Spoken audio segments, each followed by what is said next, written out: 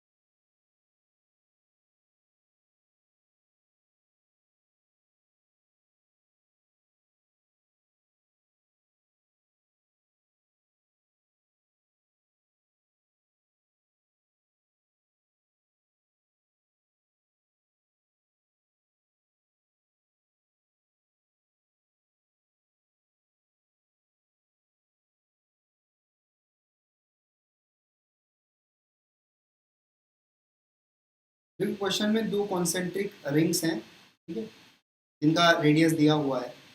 एक पर positive charge है, एक पर नेगेटिव चार्ज है। तो आपको, ठीक है, ए डिस्टेंस जाके, नहीं सेकंड क्या बोल रहा है, अच्छा ठीक है, मतलब एक पॉइंट दिया हुआ है जेड पॉइंट यहाँ पर, ठीक है।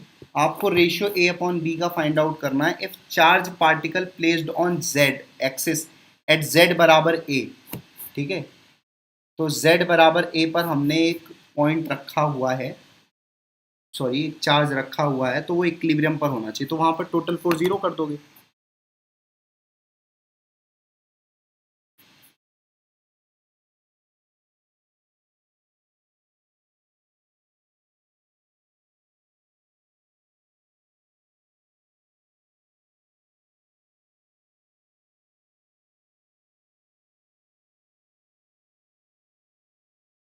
ठीक है, देख लो क्वेश्चन को अच्छे से।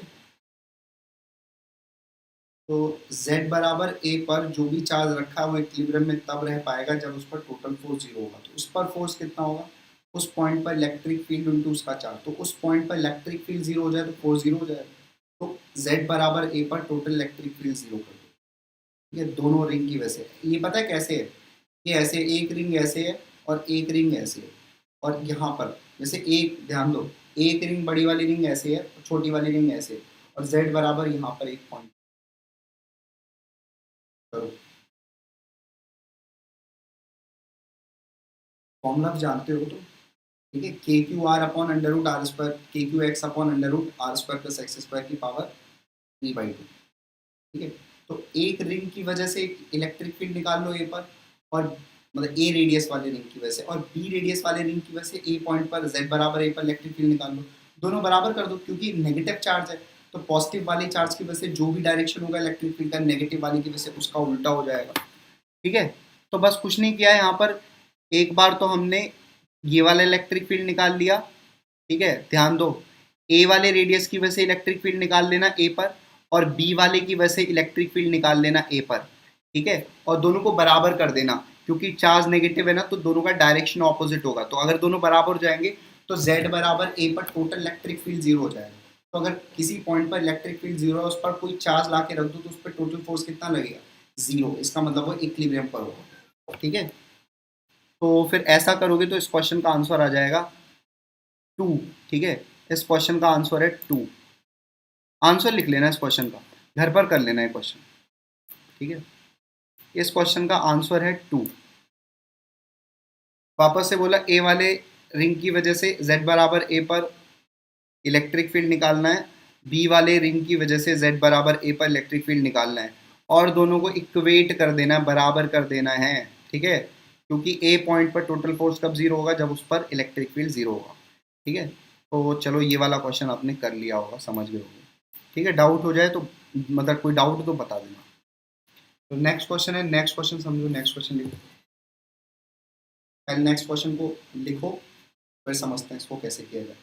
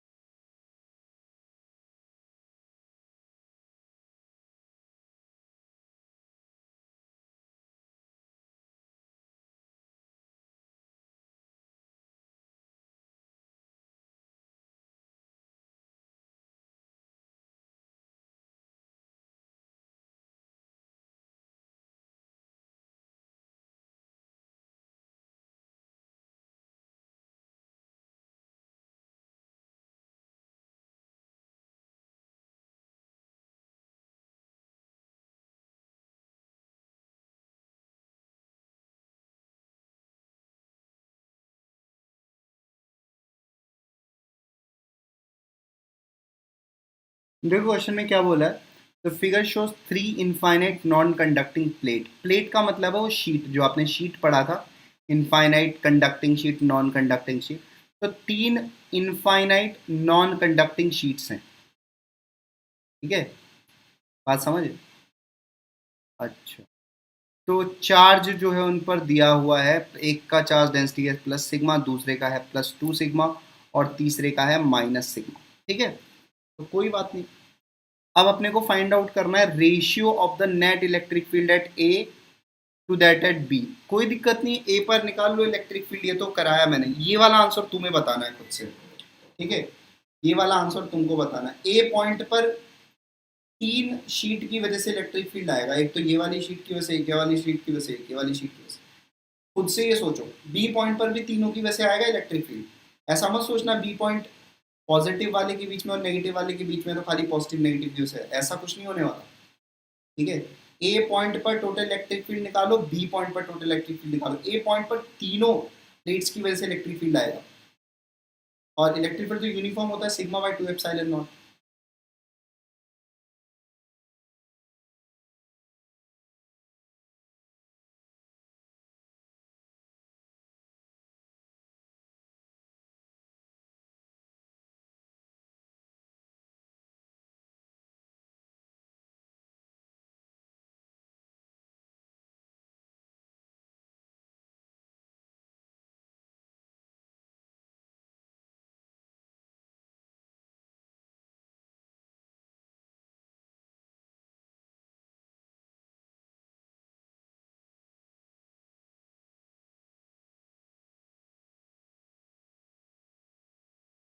ये वाला आंसर तो बता देना।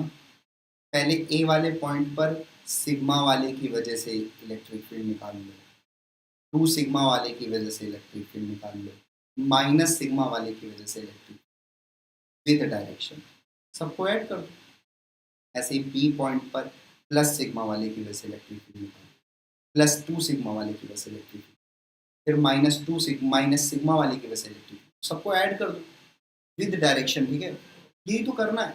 ये वाला तो क्वेश्चन तुम्हें खुद ही करके देना है मुझे।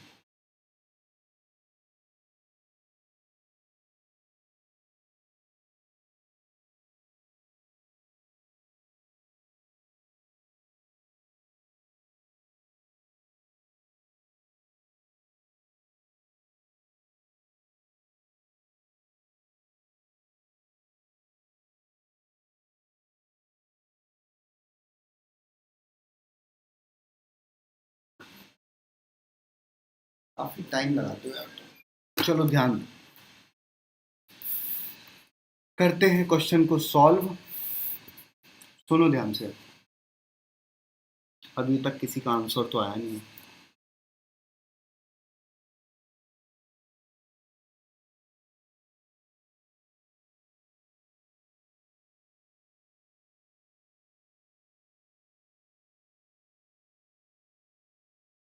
चलो ध्यान दो, सुनो, समझो अच्छे से। ए पॉइंट पर सिग्मा वाले की वजह से एट ए बराबर जीरो, भाई सही है, electric field at A zero है तो बस आंसर जीरो हो गया। ठीक है, तो जिनका जीरो आ गया बहुत बढ़िया। चलो सॉल्व करना सीखते हैं। ए पॉइंट पर इलेक्ट्रिक फील्ड निकालेंगे तो प्लस सिग्मा वाले की वजह से ए, देखो ए पॉइंट यहाँ बना लेते हैं ऐसे करके, ये है हमारा पॉइंट ए। ठीक है, 3:1, ये ऐसे।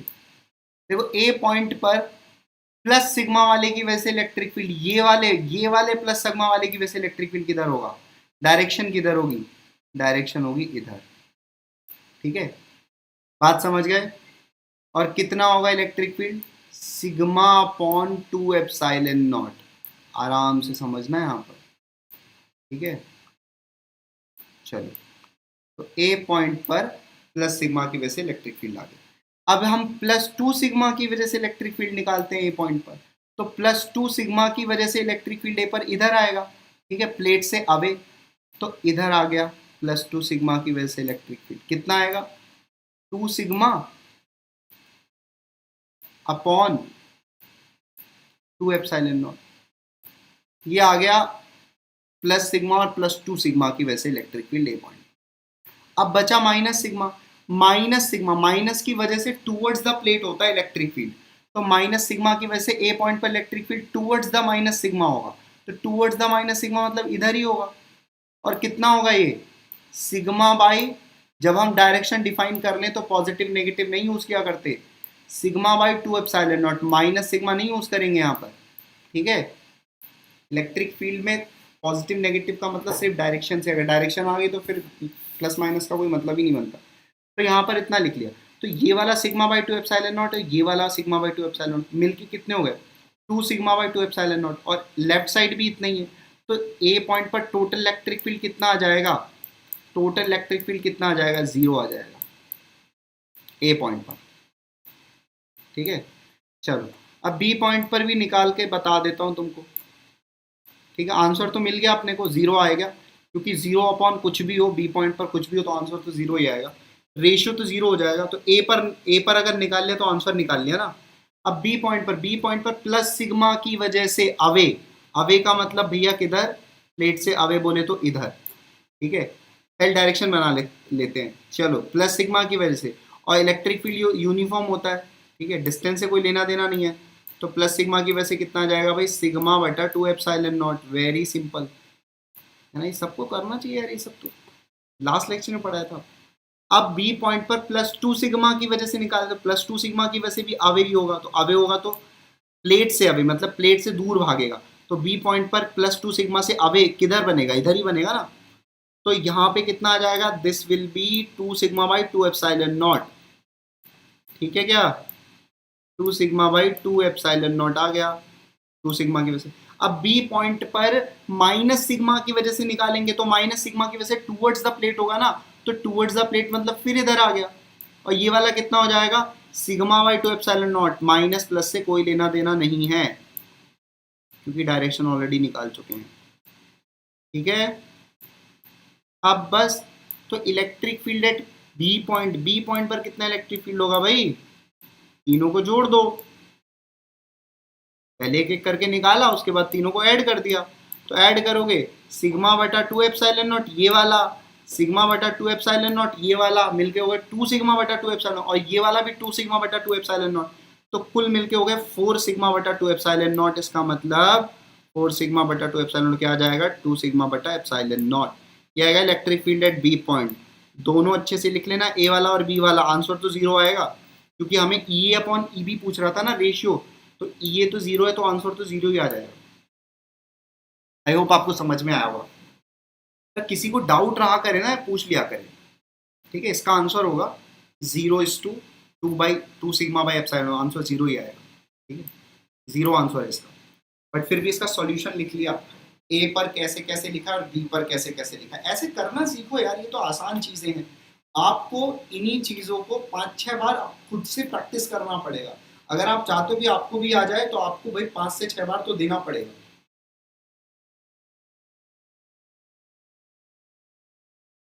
और कंसिस्टेंसी दिखानी पड़ेगी, कंसिस्टेंसी। एक दिन पढ़ने से कुछ नहीं होता, 10 दिन पढ़ने से कुछ नहीं होता। 10 दिन अच्छा पढ़ के अगर 2 दिन ना पढ़ो तो फिर वो 10 दिन बेकार कर दिए तुमने। ठीक है, 10 दिन कम पढ़ के 11वें 12वें भी दिन पढ़ रहे हो तो वो फिर 10 दिन यूटिलाइज हो रहे हैं। कंसिस्टेंसी दिखानी है, कंसिस्टेंट। कंसिस्टेंट प्लेयर विनर होता है। कितनी बार बोल चुका हूँ ये चीजें, समझो। है ना भाई, कंसिस्टेंसी दिखानी है तुमको। कम ज्यादा से कुछ नहीं होगा, ठीक है, कम ही कम करो। जितना रोज कर सको ना उतना ही करो, लेकिन रोज करो। ठीक है, तो आई होप ये समझ गए होगे और तुमने लिख लिया होगा। बहुत बढ़िया, अगर लिख लिया है तो अब अगले क्वेश्चन की तरफ बढ़ जाते हैं। तो एक आसान सा, ठीक है, लॉलीपॉप टाइप क्वेश्चन तुम्हारे लिए। इस क्वेश्चन का आंसर बता दो। बताओ जल्दी से ये वाला क्वेश्चन।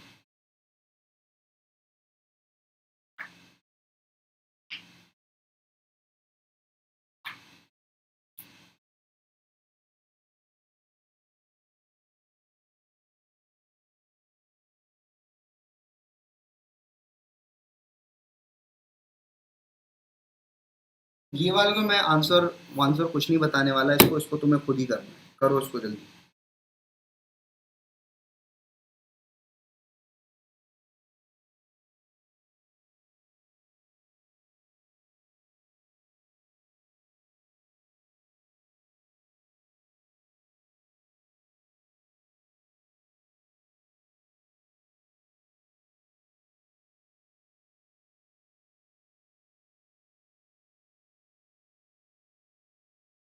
ये तो सबका आंसर आना चाहिए।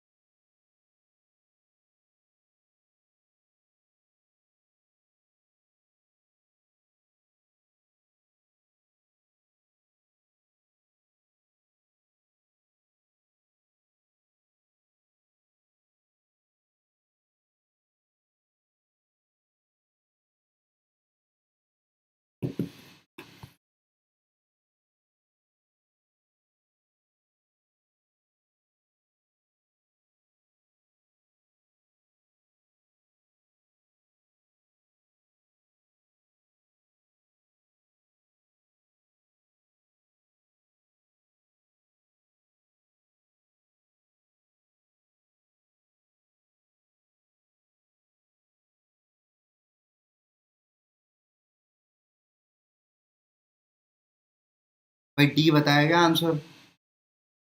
ठीक है, तो आंसर डी होगा। इतना टाइम लगा दिया तुमने इसमें भी, बताओ। इतना टाइम लगा रहे हो तुम। यहाँ पर एक हॉलो मेटेलिक स्फेयर है। हॉलो मेटेलिक स्फेयर में आपको क्या बताया गया है कि स्फेयर के अंदर इलेक्ट्रिक फील्ड होता है 0। ठीक है, आप देखिए रेडियस कितना दिया है, 10 सेंटीमीटर। और आपको कहाँ पर निकालना है, 4 सेंटीमीटर। तो ये पॉइंट अंदर ही लाई करेगा ना। ठीक है, तो आंसर क्या होगा, 0। ठीक, चलो, इसका आंसर 0 होगा। वेरी इजी क्वेश्चन है ना, ऐसे ही क्वेश्चन पेपर में भी आता है। इस टाइप के बहुत सारे क्वेश्चन आते हैं। लेकिन ये सब तुम कब समझ पाओगे, जब थोड़े डिफिकल्ट क्वेश्चन भी करना सीखोगे, तब ये सब चीज़ें बहुत अच्छे से स्ट्राइक करेंगी दिमाग में। चलो, ये क्वेश्चन सबने कर लिया होगा, मुझे ऐसी उम्मीद है। तो इसका आंसर डी आंसर है। ठीक है, इनसाइड द कंडक्टर। हॉलो हो चाहे सॉलिड कंडक्टर हो, कंडक्टिंग हो, है ना, मेटेलिक है तो मेटेलिक में वैसे भी अंदर 0 होगा, कंडक्टर होता है। ठीक है, लो नेक्स्ट क्वेश्चन तुम्हारे सामने है। ठीक है, एक काम करते हैं ना। हाँ, ये वाला क्वेश्चन पहले किया जाए क्या। हाँ, ये वाला क्वेश्चन कर लो एक। ये वाला क्वेश्चन लिखो पहले। First right this question. ये वाला क्वेश्चन लिखना है सबसे पहले और फिर सोचना है कैसे करेंगे।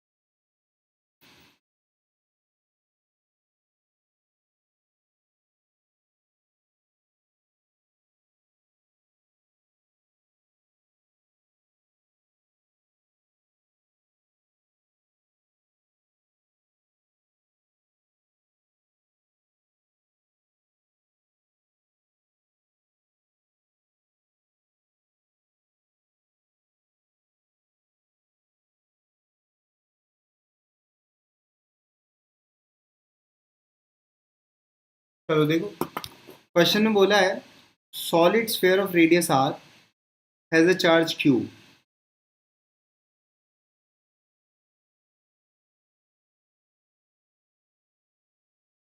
रो की क्या वैल्यू दिया है, के इंटू आर की पावर ए। देखो मैं बोल रहा हूँ रो की वैल्यू है के इंटू आर की पावर ए, ठीक है। मैंने बोल दिया रो इज इक्वल्स टू, लो लिख लो, ये रो इज इक्वल्स टू है के इंटू स्मॉल आर की पावर ए, ठीक है। चलो अब देखो क्वेश्चन में बोला है सॉलिड स्फीयर है, रेडियस आर है, चार्ज क्यू है, डिस्ट्रीब्यूट है उसकी पूरी वॉल्यूम में जिसका रो दिया है। यहाँ पर देख पा रहे हो रो इज अ वेरिएबल। ये रो कैसा है, रो वेरिएबल है। अब मैंने आपको एक फॉर्मूला बोला था याद करने को, मैंने आपको एक फॉर्मूला बताया था याद करने को, आप आई होप आपको याद होगा।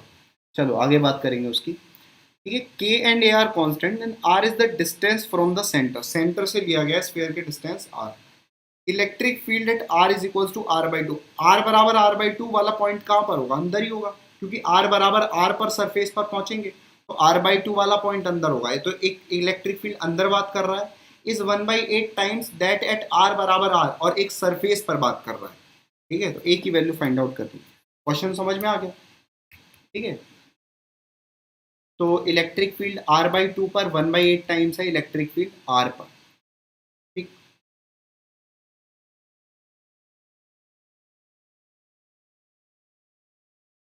यहाँ पर रो वेरिएबल है, मेरी बात को सुनो ध्यान से, यहाँ पर रो वेरिएबल है तो फिर तुम डायरेक्टली फॉर्मूला नहीं लगा सकते, क्योंकि जितने भी फॉर्मूले पढ़े हो वो सारे के सारे किसके लिए वैलिड थे, यूनिफॉर्मली डिस्ट्रीब्यूटेड चार्ज के लिए वैलिड थे।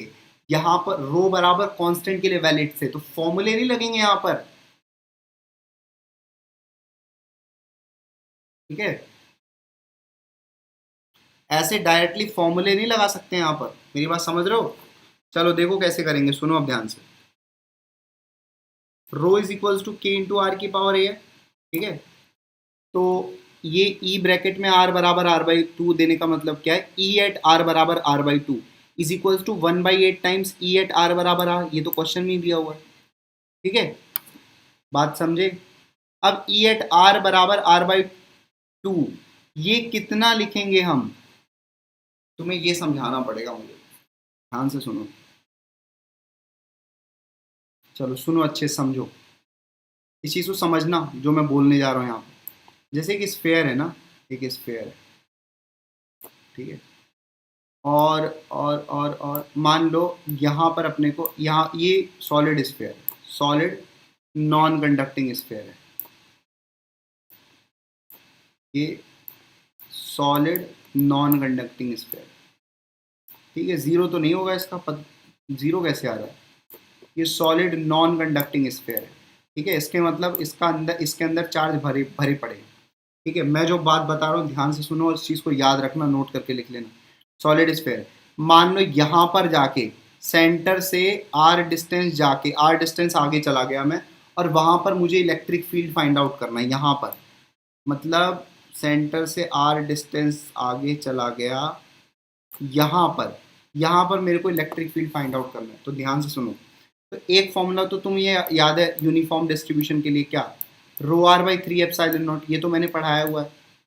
एक तो ये तुम्हें याद है rho are by three epsilon naught अंदर, और एक और याद होगा k q into small r upon R cube.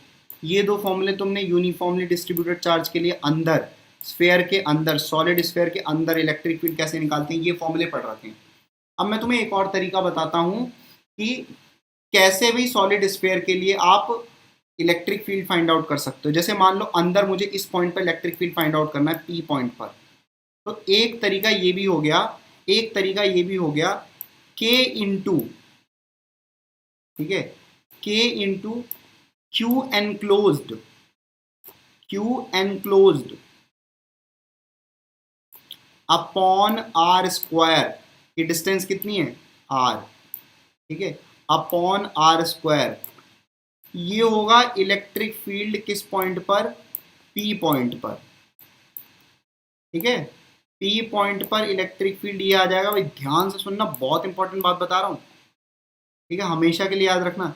एक तरीका और हो गया, पी पॉइंट पर ये एक पूरा स्फीयर है, सेंटर से आर डिस्टेंस अंदर चलेगा, एक पॉइंट पी ले लिया, ठीक है, इस पी पॉइंट पर इलेक्ट्रिक फील्ड फाइंड आउट करना। अगर ये यूनिफॉर्मली डिस्ट्रीब्यूटेड होता तो ऐसे ही निकाल लेते, rho are by 3 epsilon not या K Q R by R Q, लेकिन यहाँ पर ये यूनिफॉर्मली डिस्ट्रीब्यूटेड नहीं है। तो एक तरीका हम जानते हैं, एक और तरीका हम जानते हैं, क्या करो, पी पॉइंट से बाउंड्री बना दो एक सेंटर मान के। मतलब ये देखो, ये मैंने बाउंड्री बना दी ना, ऐसे करके बाउंड्री बना दी, एक छोटा सा स्फीयर और बना दो, पी पॉइंट से ड्रॉ कर दो एक और स्फीयर, ठीक है। अब इसके अंदर, ये वाले स्फीयर के अंदर जो चार्ज है ना, मैं उसको क्यू एनक्लोज्ड बोल रहा हूँ, इसके अंदर जो चार्ज है ना, मैं उसको क्यू एनक्लोज्ड बोल रहा हूँ। तो पी पॉइंट पर इलेक्ट्रिक फील्ड चाहिए, तो इसके अंदर कितना चार्ज है वो क्यू एनक्लोज्ड है, तो इलेक्ट्रिक फील्ड का फॉर्मूला आ जाएगा K into Q enclosed upon R square. मुझे बताओ क्या यहाँ तक तुमको समझ में आया? जो जो बोला, पहले मुझे ये कंफर्म कर दो यहाँ तक समझ में आया तुम्हें, ये जो नया तरीका बताया है इलेक्ट्रिक फील्ड फाइंड आउट करने का?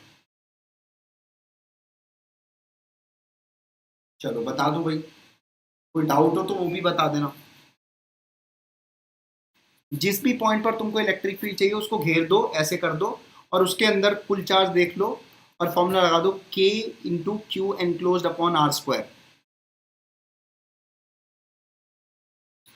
Tell me whether it is clear और नॉट, या कोई डाउट एग्जिस्ट कर रहा है यहाँ पर भी?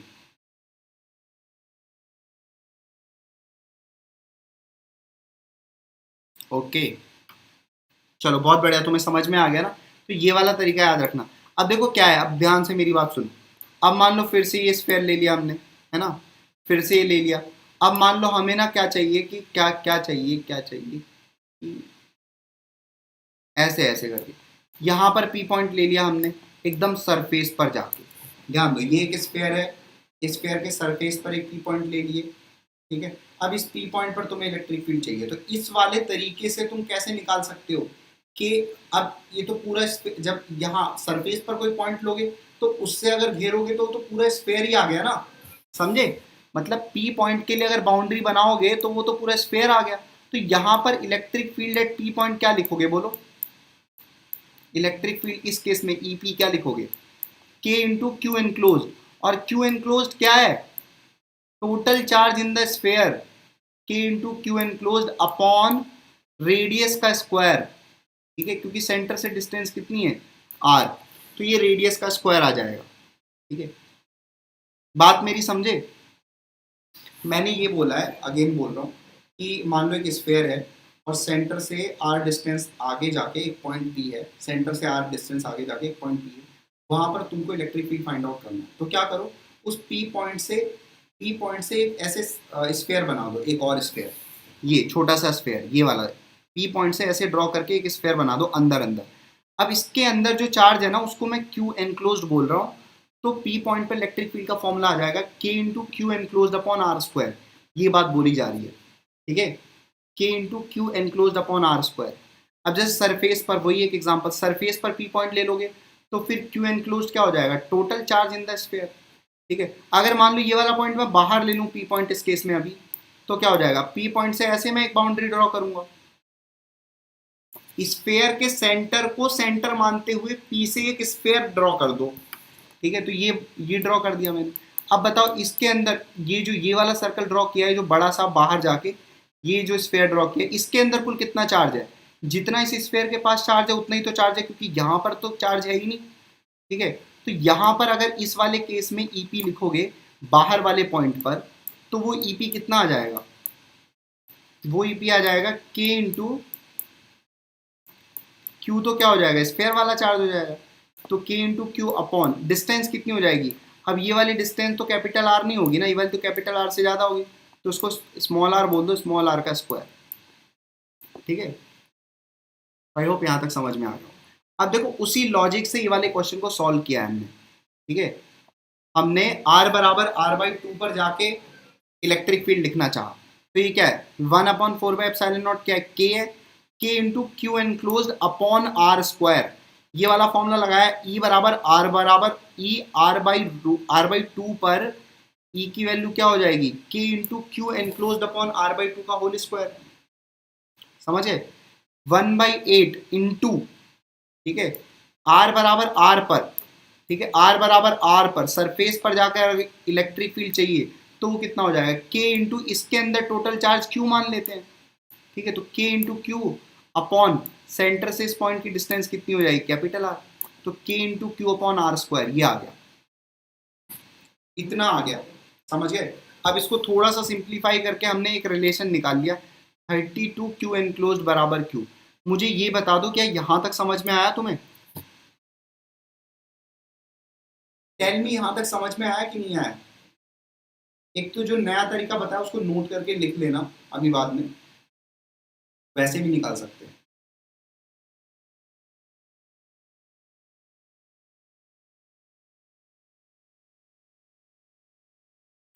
ठीक है, मुझे ये क्लियर कर दो यहाँ तक तुमको समझ में आ गया अच्छे से। आर बाई टू पर हम फॉर्मूला लगा देंगे K Q enclosed upon R by two का स्क्वायर, ये हो जाएगा इलेक्ट्रिक फील्ड। चलो, तो यहाँ तक तुम्हें समझ में आ गया 32 क्यू एनक्लोज्ड बराबर क्यू, यहाँ तो कोई डाउट नहीं। अब मेरे को क्यू एनक्लोज चाहिए, ठीक है, क्यू एनक्लोज चाहिए, तो मैं क्या कर रहा हूँ, ध्यान से सुनो, ये है सेंटर, सेंटर से आर बाई टू आगे गया मैं, ठीक है, और मैंने ऐसे करके एक स्फेयर बनाया आर बाई टू डिस्टेंस पर आगे जाके, इसके अंदर जो चार्ज है उसको मैं क्यू एनक्लोज्ड बोल रहा हूँ, ठीक है, इसके अंदर जो चार्ज है मैं उसको क्यू एनक्लोज्ड बोल रहा हूँ, आप समझे। तो अब क्यू एनक्लोज को निकालने का मैंने तुमको एक तरीका बताया है, मैंने तुमको एक तरीका ऑलरेडी बताया है पिछले लेक्चर में, ठीक है। क्यू निकालने का तरीका क्या था, इंटीग्रेशन रो इंटू 4πr², ये फॉर्मूला मैंने याद करने के लिए बोला था तुम्हें, rho into 4πr² into D R, याद है, स्फेयर पर टोटल चार्ज निकाल ले रहे थे हम, तो जीरो से आर इंटीग्रेट करते थे, स्फेयर के अंदर कुल चार्ज कितना है उसका एक फॉर्मूला निकाला था हमने, तो जीरो से आर तक इंटीग्रेट करते थे। लेकिन हमें तो स्फेयर में कुल कितना चार्ज है वो नहीं निकालना है, हमें तो जीरो से आर बाई टू की डिस्टेंस, मतलब ये छोटा वाला जो स्फेयर अंदर बना है इसके अंदर चार्ज निकालना है, तो हम इंटीग्रेट कहाँ से कहाँ करेंगे, जीरो से लेके आर बाई टू तक इंटीग्रेट कर देंगे, ठीक है, जीरो से लेके आर बाई टू तक इंटीग्रेट कर देंगे, ठीक है, हमें तो आर बाई टू तक ही चार्ज चाहिए ना, तो अंदर कितना चार्ज है उसका फॉर्मूला ये है कि इंटीग्रेशन रो इंटू 4πr² डी आर लगा दो, जीरो से आर बाई टू तक इंटीग्रेट कर दो, इसका मतलब क्या है, जीरो से आर बाई टू के बीच में जो स्फेयर है उस पर कुल कितना चार्ज है वो निकल गया, मतलब क्यू एनक्लोज निकल गया, ठीक है। रो की वैल्यू पुट कर देंगे के इंटू आर की पावर ए, ठीक है, इंटू 4πr² डी आर, इसको इंटीग्रेट कर लेंगे आप, ठीक है, तो उम्मीद है कि आपको इंटीग्रेशन आता होगा, ठीक है, अपने हिसाब से इंटीग्रेट कर लेंगे, तो इंटीग्रेट करने पर ही कुछ आ जाएगा, खुद से घर पर करेंगे इंटीग्रेट, ठीक है। क्या, वैसे मैं बता ही दे रहा हूँ लोग, यहाँ पर देखो आर की पावर ए है और यहाँ पर आर स्क्वायर है, ठीक है, तो आर का टोटल पावर कितना हो गया, 2 + ए हो गया, आर का टोटल पावर कितना हो गया, 2 + ए हो गया, ठीक है, तो आर की पावर 2 + ए को इंटीग्रेट कर देंगे, यहाँ पर इंटीग्रेशन आता होगा आपको, ठीक, क्या करते थे, एक पावर बढ़ा देते थे उतने ही नीचे लिख देते थे, ठीक है, तो इसका इंटीग्रेशन क्या हो जाएगा, this much into D are, ठीक है, क्या हो जाएगा, आर की पावर 3 + ए अपॉन 3 + ए, ठीक है, और वैल्यू पुट कर देंगे आर बाई टू, ठीक है, तो आर बाई टू तो क्या हो जाएगा, आर बाई टू की पावर 3 + ए अपॉन 3 + ए, ठीक है, बाकी कांस्टेंट ये 4π के बाहर निकल गया, समझ गए क्या। तुम्हें पता है ये वाला जो के है ना, ये पता है कौन सा के है, ये रो के अंदर के दिया हुआ था, ये इलेक्ट्रोस्टैटिक कांस्टेंट नहीं है, ये रो वाला के है, ये जो के है ये रो वाला के है, हमने इलेक्ट्रोस्टैटिक कांस्टेंट के यूज ही नहीं किया, यहाँ पर 1/4πε0 यूज किया था, ठीक है। चलो, तो यहाँ से क्यू एनक्लोज निकाल लिया तुमने, कुछ इतना आ गया, तुम इंटीग्रेट कर लेना आ जाएगा, ठीक है, बात समझे। चलो, तो क्यू एनक्लोज निकाल लिया आपने, अब तो क्या करना है, 32 इंटू क्यू एनक्लोज बराबर क्या है, कैपिटल क्यू है, अपने को क्या चाहिए इस क्वेश्चन में, अच्छा, फाइंड द वैल्यू ऑफ ए, ए चाहिए, तो बस क्या, 32 इंटू क्यू एनक्लोज का वैल्यू ये रहा, बराबर कैपिटल क्यू कर दो, तो फिर ये रिलेशन बन जाएगा।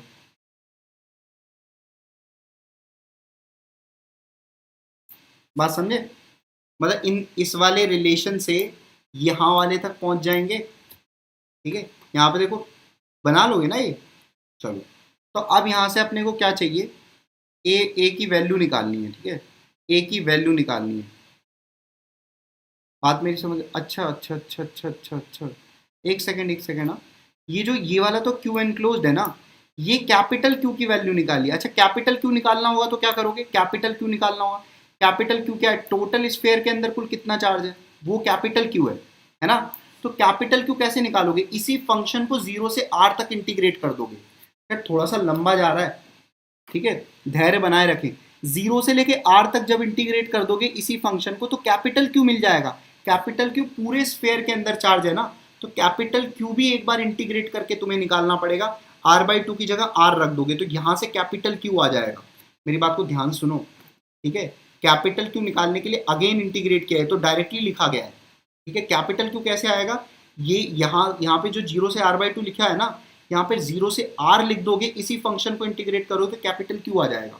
ठीक है, यहाँ पर बस r/2 नहीं आएगा, r आ जाएगा, सेम चीज आएगी, बस r आ जाएगा यहाँ पर r/2 की जगह। तो ये लिख दिया हमने यहाँ, तो कैपिटल क्यू पता चल गया, अपने को क्यू एनक्लोज्ड पता चल गया।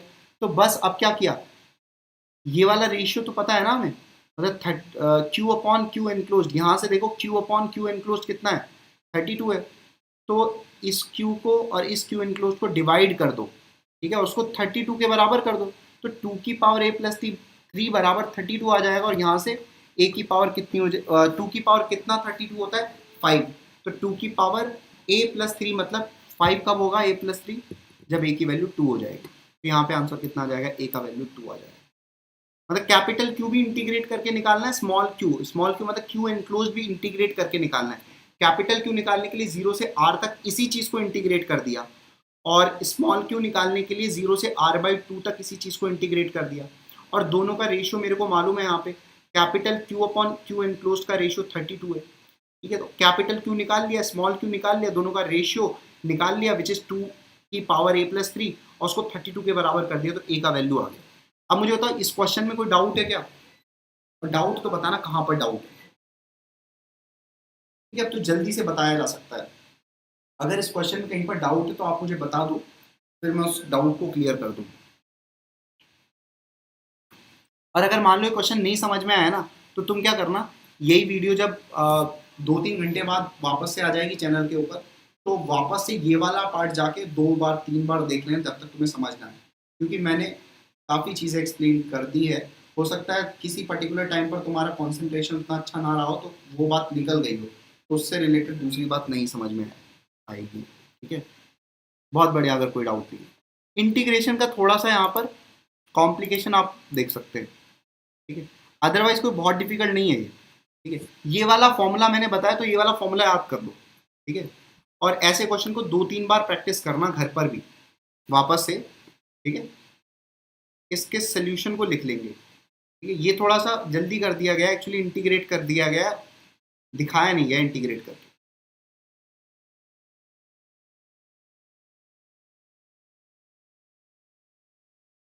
चलो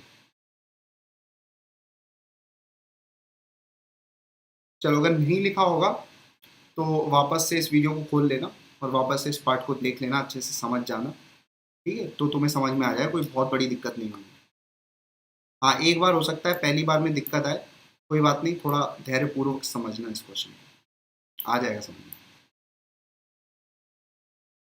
तो डिफिकल्ट है, फॉर्मूला याद करना ये वाला जो मैंने बताया था, रो इंटू 4πr² dr, इंटीग्रेट करते हैं 0 से लेके कैपिटल R तक, तो टोटल चार्ज आ जाता था। ठीक है, so our next method is the question based on cutting. ठीक है भाई, तो कटिंग के ऊपर क्वेश्चन कैसे करते हैं वो यहाँ पर देखेंगे।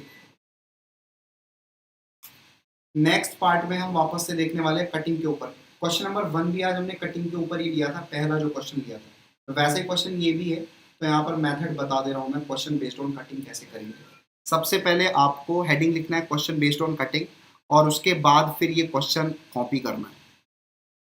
Okay, first write the heading question based on cutting, then copy this question. Okay, ये पूरा क्वेश्चन आपके सामने आ चुका है, जल्दी से कॉपी करो।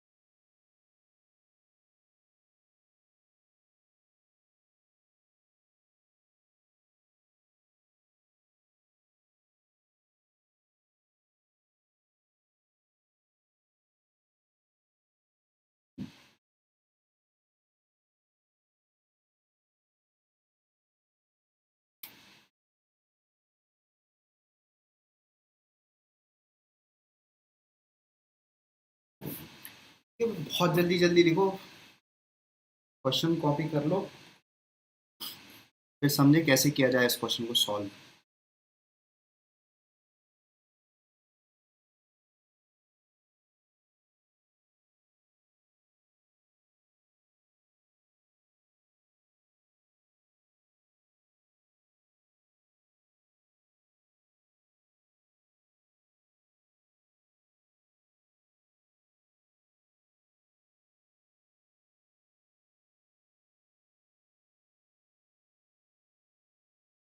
वो वाला पॉइंट नोट करके लिख लेना कि एक और तरीका जो आज हमने डिस्कस किया है, के into Q enclose upon R square. R क्या, डिस्टेंस का स्क्वायर, सेंटर से डिस्टेंस लेना।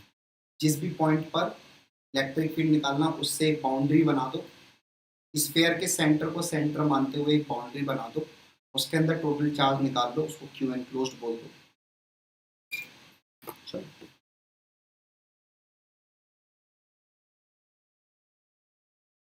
चलो बहुत बढ़िया।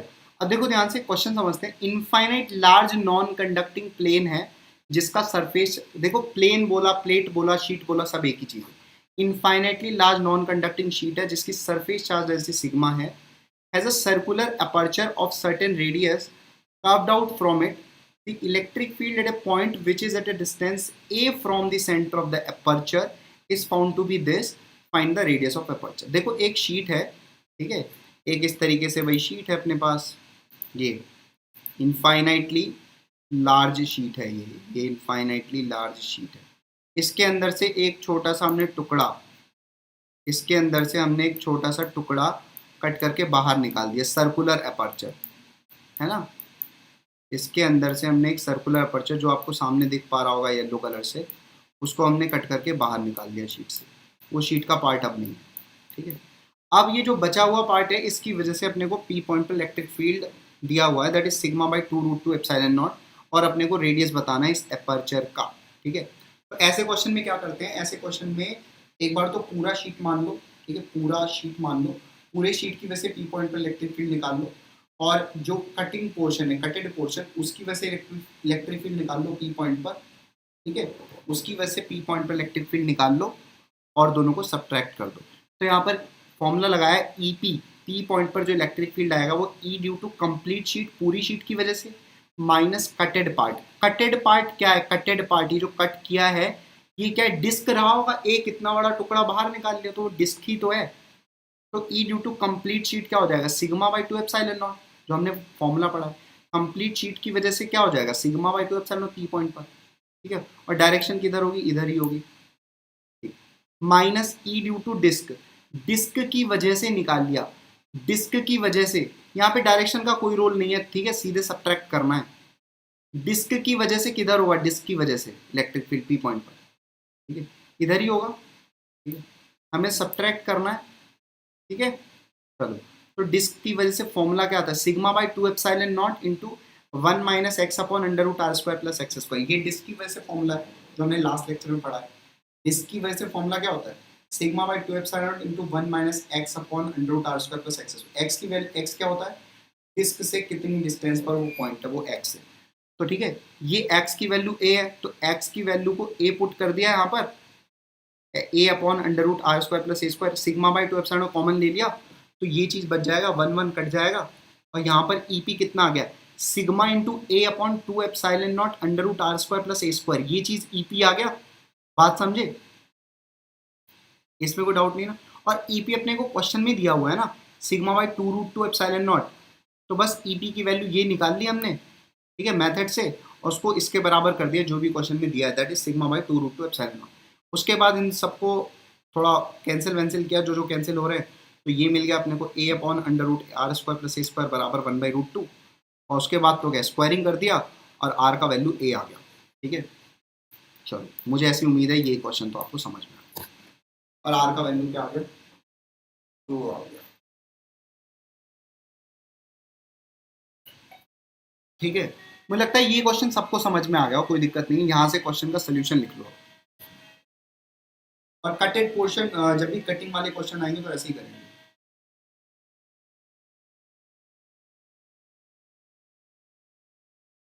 It's 19 hours.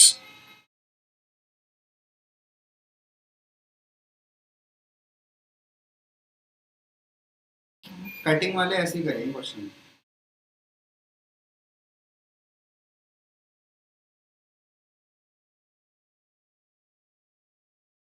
आज हमने क्वेश्चंस किए ना बहुत सारे, हो सकता है आज का लेक्चर हेक्टिक लगाओ बहुत सारे बच्चों को, जो जिनकी भी आदत नहीं थी बहुत सारे क्वेश्चंस करने की, तो वो बच्चे वापस से इस लेक्चर को देख लेंगे, तो फिर उनके लिए थोड़ा इजी हो जाएगा।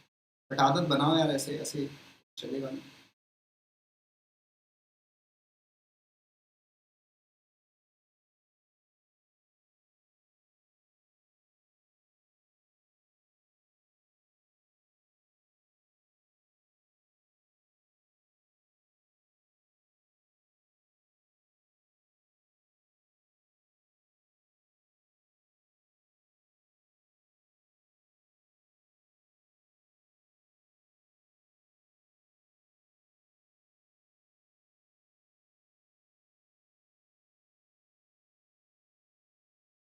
डिस्क का इलेक्ट्रिक फील्ड, डिस्क का इलेक्ट्रिक फील्ड का फॉर्मूला होता है sigma by two epsilon not 1 minus X by under root are square plus x square, बस वही लगा के सब्ट्रैक्ट किया है। इसमें समझना क्या, फॉर्मूला तो लिखाया हुआ है मैंने ऑलरेडी। ठीक है भाई, फॉर्मूला ये देखो, फॉर्मूला लगाया ना सिर्फ डिस्क का, ये तो मैंने ऑलरेडी लिखाया हुआ है आपको, आप जाके देखो एक बार। डिस्क के इलेक्ट्रिक फील्ड में समझना ही नहीं है कुछ, सिर्फ फॉर्मूला लगाया है डिस्क का। ठीक है भाई, जल्दी छाप लो।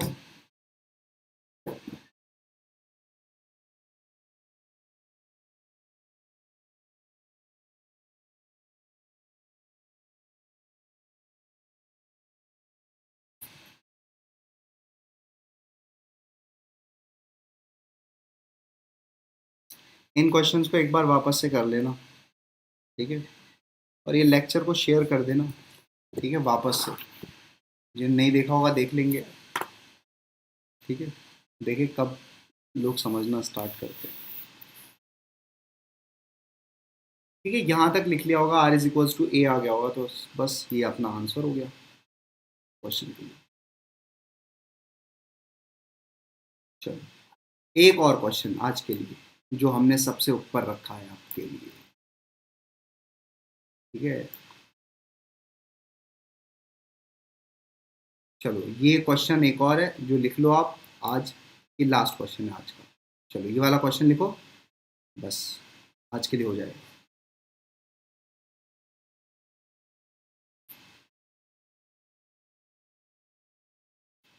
तो फटाफट करो ये वाला क्वेश्चन, पहले लिख लो फिर कर लेंगे।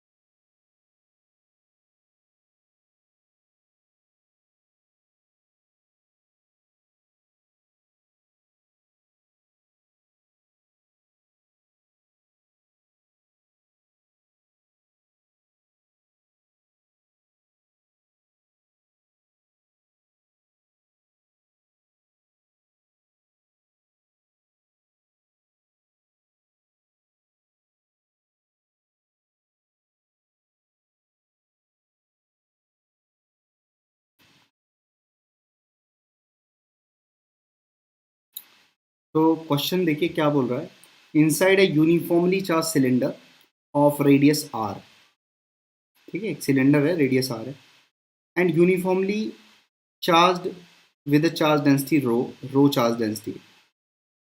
At a distance r by 2, a particle of mass m and charge minus q is revolving in circular orbit with center at the axis of the cylinder. Now we have to find the time period of the revolution. Neglect any resistance in motion due to material of the cylinder. देखिए question ये है कि एक cylinder है आपके पास जिसका radius r है और उसकी एक्सिस से r/2 डिस्टेंस पर आगे जाके एक m मास का पार्टिकल है जिसका चार्ज -q है, वो रिवॉल्व कर रहा है, घूम रहा है, ठीक है। तो भाई अगर घूम रहा है, सर्कल में घूम रहा है, तो कोई ना कोई उसको फोर्स, सेंट्रीपिटल फोर्स प्रोवाइड कर रहा हो, ठीक है, और वो इलेक्ट्रोस्टैटिक फोर्स होगा इस केस में, तो है ना। तो बस हम क्या करेंगे कि इलेक्ट्रोस्टैटिक फोर्स को M R omega square centripetal force के बराबर कर देंगे, ठीक है। अब देखो एक्स यहाँ पर अपने पास तो भाई, ठीक है, रो रो दिया है ना, तो रो इसका मतलब सॉलिड सिलेंडर।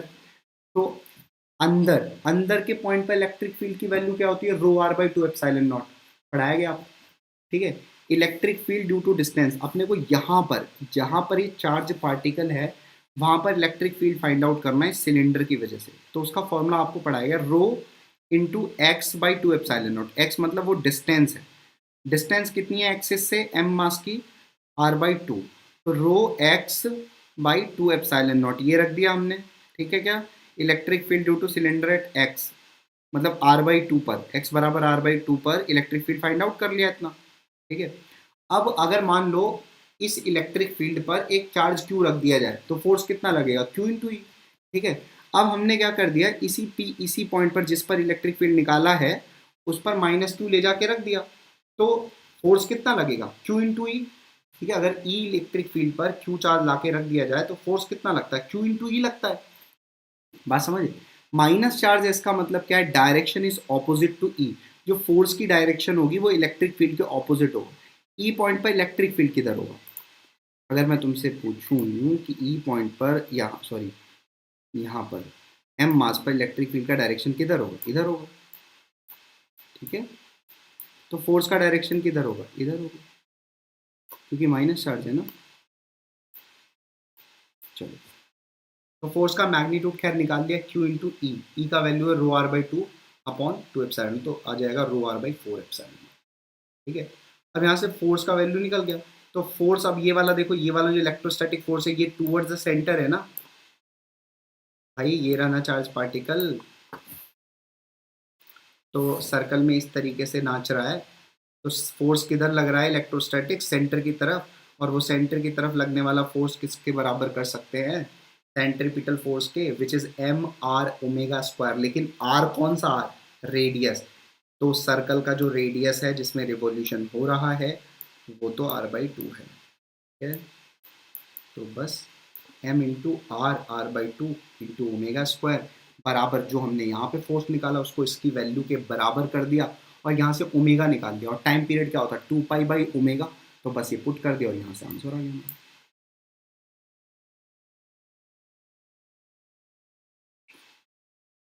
ठीक है, चलो बता देना अगर कोई डाउट हो। मुझे बताओ ये क्वेश्चन समझ में आ गया क्या, ये वाला क्वेश्चन तुम्हें बताना है भाई, समझ में आ गया हो तो अच्छी बात है, नहीं आया तो बता देना, बता देंगे।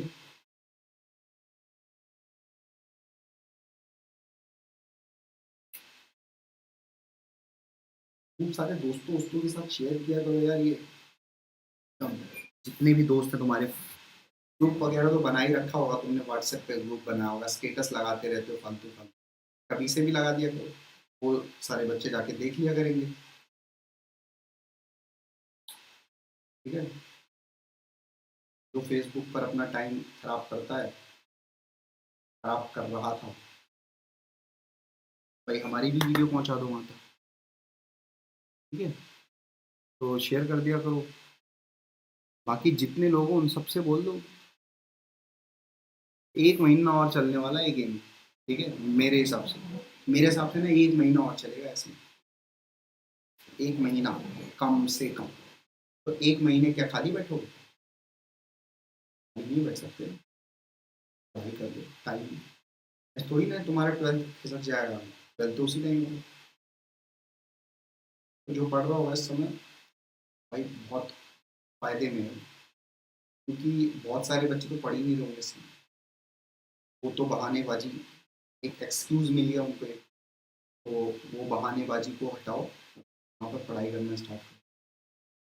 बाकी लोगों से भी बोल दो, शेयर वगैरह कर दो, हमारी मेहनत थोड़ी फैलाओ यार। मैं तुम्हारे लिए मेहनत कर रहा हूँ, तुम भी मेरे लिए थोड़ी सी मेहनत कर दो इसको शेयर करके, ठीक है? चलो आज के लिए बस काफ़ी, आज का इतना कम करते हैं। Lecture is complete now. Thank you for watching this lecture.